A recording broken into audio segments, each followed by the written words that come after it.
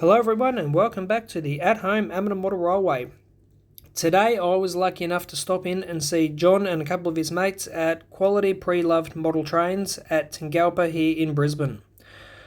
Have a look before you. What a sight to feast your eyes on. Shelf after shelf, wall after wall and box after box of quality second-hand model railway equipment. Everything from N-scale all the way up to G-scale and everything in between. I could spend days searching through boxes and bags and shelves for all sorts of little goodies for your model railway. I did come away with a few bits and pieces today as I did a little bit of shopping, so let's run through what I picked up.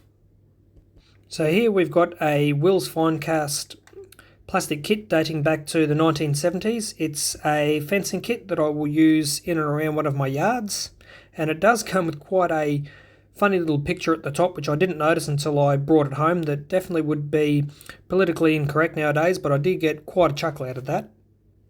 I'm finally starting to add some life to my layout because it is quite stark without people, so I've picked up a loco kit to try and add some life, along with a 60 pack of HO scale sheep. Now I know that sheep don't quite fit, but I'll make them work into the scenery somehow.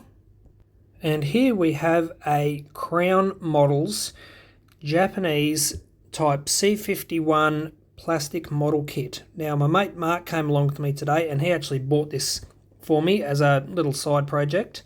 It's actually in 9mm, so it's quite close to N scale.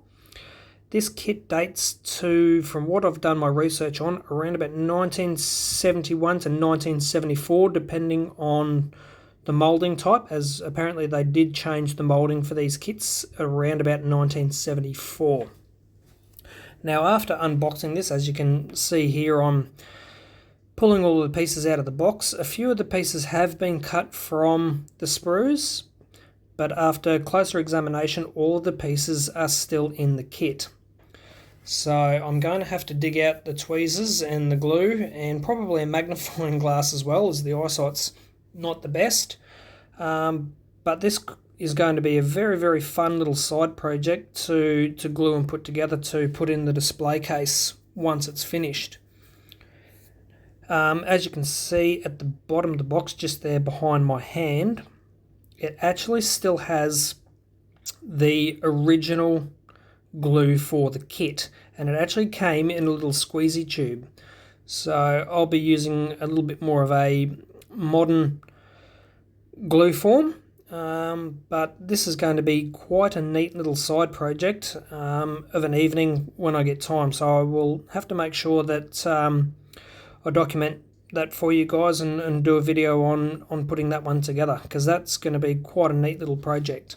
So if there are any of you micro modelers or tabletop gamers that paint all the minifigures and the figurines for your tabletop games, that have some painting advice for me, because this is going to be very fine and fiddly in the painting department to get this thing looking the best, please throw me some advice in what I should do, whether I should paint it prior to gluing or after gluing to make this model certainly look its best by the time that I have it finished. We have a new loco on the layout. It is a mystery for now, but we will come back to that.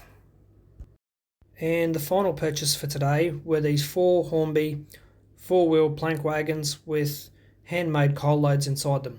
Quite a nice, neat little pickup, and I think these will look quite nice trundling behind the British steam locomotives that I've got for my layout, and especially the mystery locomotive to come.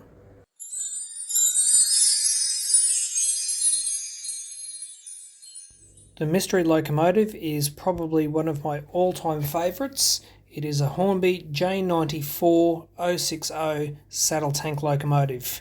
This fascination probably dates back to my fascination of Bill and Ben back in my Thomas days, but I won't bore you with the details, and let's have a look at this thing steaming along the layout.